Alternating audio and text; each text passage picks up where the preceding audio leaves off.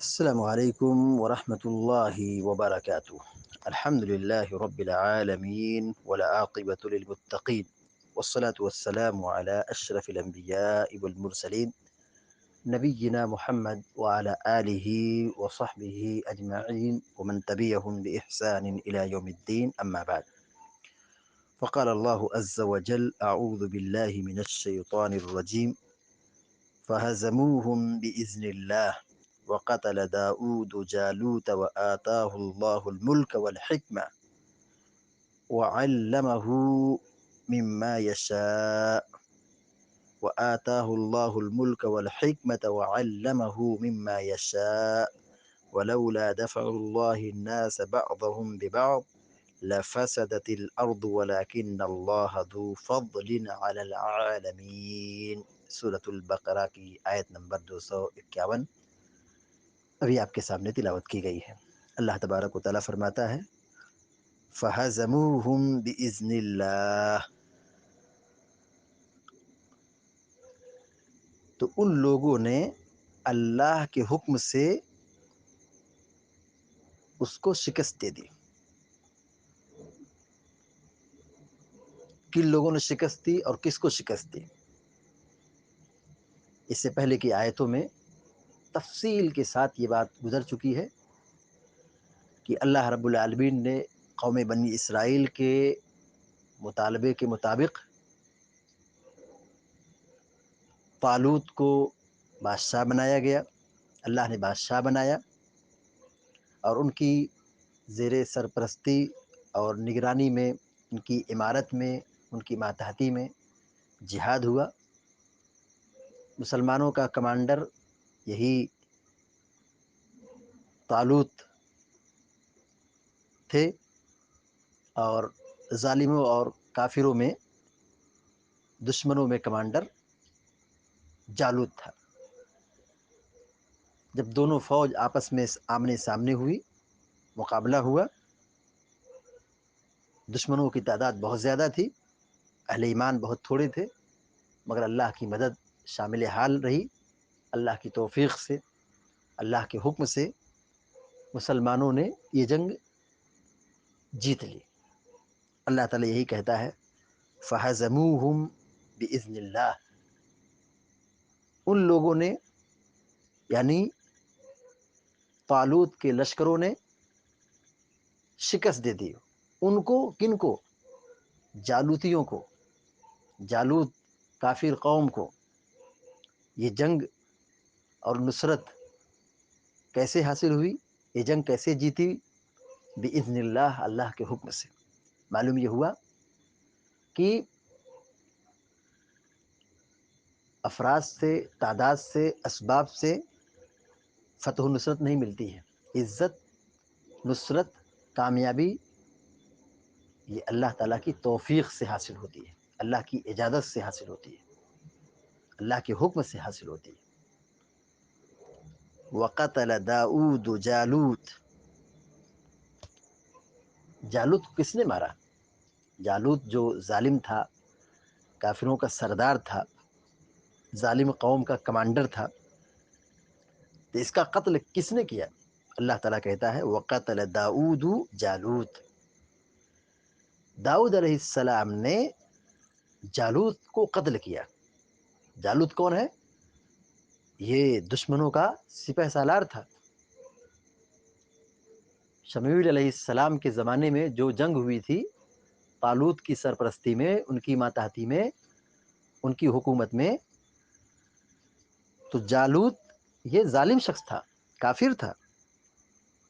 لڑائی ہوئی، داؤد علیہ السلام طالوت کی فوج میں تھے، ایک عام سپاہی تھے، ایک عام مجاہد تھے، طاقتور تھے، اور انبیاء طاقتور ہوتے ہیں۔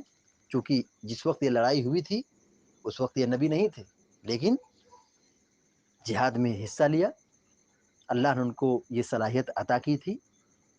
معرکے میں اترے، میدان میں کودے، دشمن کے کمانڈر کا خاتمہ کر دیا۔ وَقَتَلَ داؤد جالوت، داؤد علیہ السلام نے جالوت کو قتل کیا۔ وآتاہ اللہ الملک والحکمت وعلمہ مما یشاء. اور داؤد علیہ السلام کون ہے؟ اللہ تعالیٰ کہتا ہے وآتاہ اللہ الملک. اللہ تعالیٰ کہتا ہے وآتاہ اللہ الملک، اللہ نے اسے بادشاہت عطا کی، والحکمہ، اور حکمت و دانائی عطا کی، وعلمہ مما یشاء، اور اللہ نے جو کچھ چاہا انہیں سکھا دیا، نبوت سے سرفراز کیا. ولولا دفع اللہ الناس بعضهم ببعض، اگر اللہ تعالیٰ بعض لوگوں کو بعض سے دفع نہیں کرتا، روکتا نہیں، لفسدت الارض، تو زمین میں بگاڑ پیدا ہو جاتا، زمین میں فساد برپا ہو جاتا. ولكن اللہ ذو فضل علی العالمین، مگر اللہ تعالیٰ دنیا والوں پر بڑا فضل و کرم کرنے والا ہے. اس آیت کی تفسیر میں شیخ سعدی رحمۃ اللہ علیہ لکھتے ہیں کہ من ہا ہنا نعلم ان جالوت و جنودہ کانوا کفارا. اس آیت سے یہ بات معلوم ہوتی ہے کہ جالوت اور اس کے لشکر، جالوت یہ کمانڈر تھا اپنی قوم کا، سپہ سالار اور سربراہ تھا، تو یہ شخص اور اس کا پورا لشکر یہ کون لوگ تھے؟ یہ کافر تھے، یہ کفر کرنے والے تھے، ظالم تھے، کافر تھے. فاستجاب اللہ لهم ذلك الدعاء لاتيانهم بالاسباب الموجبه لذلك ونصرهم عليهم فهزموهم باذن الله، فهزموهم باذن الله. تو اللہ تعالیٰ نے مسلمانوں کی دعا کو قبول کر لیا. جو کچھ ان لوگوں نے اسباب اختیار کیا، دعا کا سہارا لیا اور اللہ کی راہ میں اللہ کے نام پہ نکلے، تو اللہ تعالیٰ نے انہیں توفیق دی، صبر اور ہمت عطا کیا، میدان میں اترے اور اللہ نے انہیں فتح و نصرت سے ہمکنار کیا. فَهَزَمُوهُمْ بِإِذْنِ اللَّهِ، اللہ کے اذن سے، اللہ کے حکم سے مسلمانوں نے جالوت کو، ظالموں کو شکست دے دی، ہرا دیا. وقتل داؤد، داؤد علیہ السلام نے قتل کیا. کس کو قتل کیا؟ جالوت کو قتل کیا. وقتل داؤد جالوت، داؤد علیہ السلام نے جالوت کو مار ڈالا. اور یہ داؤد علیہ السلام کون ہے؟ کہتے ہیں وَكَانَ مَعَ جُنُودِ طالوت، یہ طالوت کے لشکروں کے ساتھ، یعنی ایک عام مجاہد تھے، مسلمانوں کے ساتھ تھے، جالوت کے ساتھ تھے، اور قتال کیا تو اپنی طاقت کا جوہر دکھایا اور اللہ کی توفیق سے ظالم کا صفایا کیا. اللہ تعالیٰ فرماتا ہے وَآتَاهُ اللَّهُ الْمُلْكَ وَالْحِكْمَةَ، وَآتَاهُ اللَّهُ الْمُلْكَ وَالْحِكْمَةَ وَعَلَّمَهُ مِمَّا يَشَاءُ. اس آیت کی تفسیر میں امام بغوی اور شیخ سعدی دونوں لکھتے ہیں، تقریباً دونوں کی عبارتیں ایک ہی ہیں، مفہوم ایک جیسا ہے. کہتے ہیں کہ اللہ تعالیٰ نے ان کو بادشاہت دی اور حکمت دی. تو حکمت سے مراد نبوت ہے. یہاں داؤد علیہ السلام کو دو نعمتیں ملی، نبوت اور حکومت. بعض جماعت اسلامی اور اخوان المسلمین حکومت کو بری نگاہ سے دیکھتے ہیں. دیکھیں یہاں پر اگر فی نفسی ہی حکومت بری ہوتی تو انبیاء کو یہ چیز حصے میں نہیں ملتی، انبیاء کو یہ نہیں ملتی، اور نہ ہی مسلمان جہاد کے لیے مسلم حکمران کا مطالبہ کرتے. جیسے طالوت کے سلسلے میں آپ نے پڑھا ابھی کہ قوم بنی اسرائیل نے اپنے نبی سے ایک بادشاہ کے منتخب ہونے کی تمنا ظاہر کی، تو اللہ تعالیٰ نے طالوت کو ان کی قوم کا بادشاہ بنایا. تو بادشاہت فی نفسی مذموم نہیں ہے، بری چیز نہیں ہے. داؤد علیہ السلام یہ وہ نبی ہیں جو بیک وقت نبی بھی ہیں اور حکومت بھی ان کو حاصل ہے. تو امام بغوی رحمۃ اللہ علیہ کہتے ہیں النبوہ، یہاں حکمت سے مراد نبوت ہے. جمع اللہ لداؤد بین الملک والنبوہ، کہ یہاں بادشاہت اور نبوت کو اللہ تعالیٰ نے جمع کر دیا ہے. ولم یکن من قبل، اس سے پہلے ایسا نہیں تھا. جمع اللہ لداؤد بین الملک والنبوہ ولم یکن من قبل بل کان الملک فی السبت والنبوۃ فی السبت. پہلے زمانے میں حکومت الگ تھی، نبوت الگ تھی، لیکن داؤد علیہ السلام کو یہ اختصاص حاصل ہے کہ یہ وہ نبی بھی ہیں اور حکومت بھی ان کو حاصل ہے. اچھا، جب یہ لڑائی ہوئی، جہاد ہوا، قتال ہوا، تو اس وقت وہ نبی اور رسول اور حاکم نہیں تھے، بادشاہ نہیں تھے. یہ کب ان کو حاصل ہوا؟ جب لڑائی میں شریک ہوئے اور طالوت کی سربراہی میں رہ کر جالوت کا خاتمہ کیا، تب ان کو اللہ تعالیٰ نے اس کے بعد نبوت اور رسالت سے ہمکنار کیا.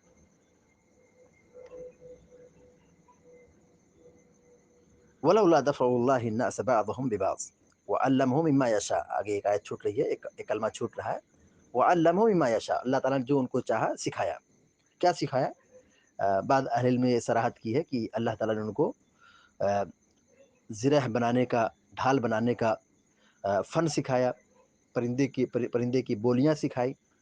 تو اللہ تعالیٰ نے ان کو علم سے نوازا، نبوت حاصل ہوئی، بادشاہت حاصل ہوئی، اللہ نے ان کو عطا کیا.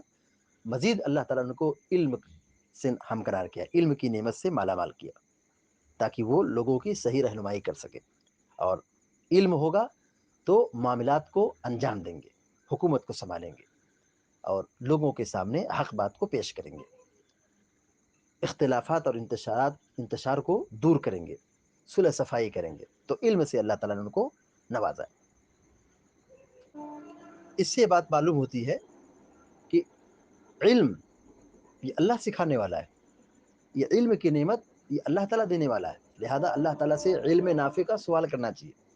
وقل رب زدنی علما، اللہ کے نبی کو حکم دیا گیا کہ آپ یہ دعا کیجیے کہ اے میرے رب تو میرے علم میں اضافہ کر.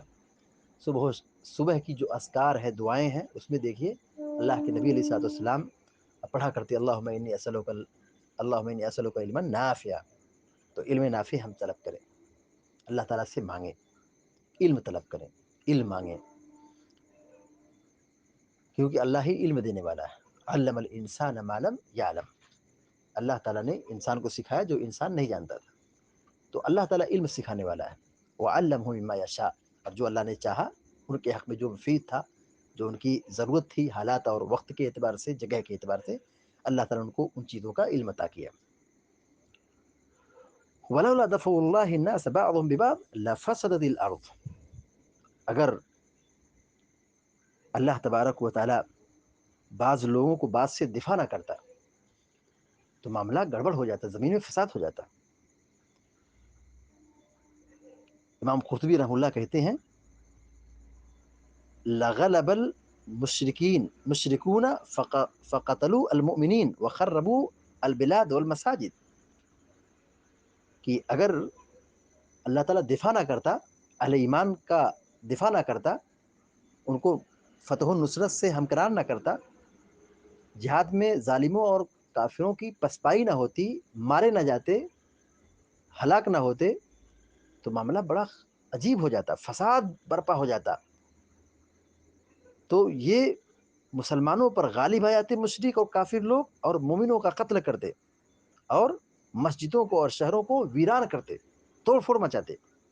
تفسیر جلالین میں لکھا ہے بغلبۃ المشرکین وقتل المسلمین وتخریب المساجد.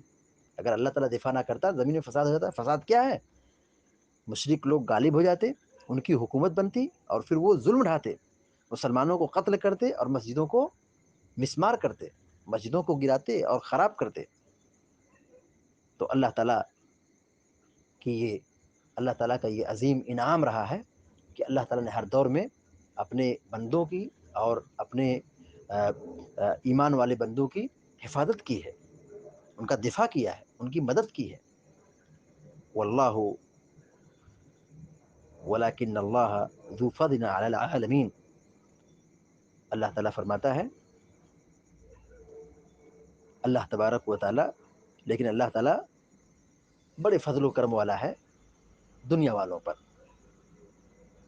یہ اللہ تعالیٰ کا انعام ہی ہے کہ وہ ظالموں کی سرکوبی کرتا ہے، ان کو ہلاک کرتا ہے، ان کو ذلیل کرتا ہے، ان کو موت کے گھاٹ اتارتا ہے، ان کے برے انجام تک پہنچاتا ہے. اگر یہ چیز نہ ہوتی تو پھر ظالم اور جری ہوتا اور پھر زمین میں فساد ہی مچاتا، تاکہ وہ اپنے انجام کو دیکھ لے کہ میرا انجام اس دنیا میں کیا ہوا ہے. تو ظالموں کو اللہ تعالیٰ نے ذلیل کیا ہے، ظالموں کو اللہ تعالیٰ نے اسی دنیا میں ہلاک کیا ہے. جو ظلم مچانے والے تھے، دیکھیے جالوت تھا، یہ ظالم تھا، بہت ظلم ڈھایا تھا. تو اللہ تعالیٰ نے اس کمانڈر کو ہلاک و برباد کر دیا. تو ظالم کا انجام اچھا نہیں ہوتا ہے. اور اللہ تعالیٰ کا یہ انعام رہا ہے کہ اللہ تعالیٰ کمزوروں اور مظلوموں اور پریشان حال لوگوں کی مدد کرتا ہے، اور مظلوموں کی آہوں کو ناکام نہیں کرتا ہے، بلکہ اہل ایمان کی مدد کرتا ہے، اور ظالموں کو ہلاک و برباد کرتا ہے، انہیں ذلیل کرتا ہے. لہذا ہمیں ایمان اور یقین رکھنا چاہیے، اسباب اختیار کرنا چاہیے. اور جب ایسا موقع آ جائے جو وقت جہاد کا ہو، اور امیر المومنین مسلمانوں کے جو ذمہ دار ہے، رہبر ہے، جو امیر وقت ہیں، امیر ہیں، امام ہیں، ان کی نگہبانی میں، ان کی سرپرستی میں، ان کی عمارت میں، ان کی صدارت میں وقت آ جائے، حکم آ جائے، تو بلا چوچرا میدان میں اتر جانا چاہیے، پیچھے نہیں ہٹنا چاہیے. کوشش کرنا ہمارا کام ہے، نتیجہ اللہ کے حوالے چھوڑ دینا ہے. اسباب اختیار کرنا ہمارا کام ہے، اور فیصلہ اللہ تعالیٰ کے حوالے کر دینا ہے. تو یہ اس کا جب وقت آئے گا تب اس پر عمل کیا جائے گا. اللہ تعالیٰ سے دعا ہے کہ اللہ تعالیٰ آپ سب کو نیک عمل کی توفیق عطا فرمائے. آمین یا رب العالمین. وصلی اللہ علی نبینا محمد وسلم تسلیما کثیرا. السلام علیکم.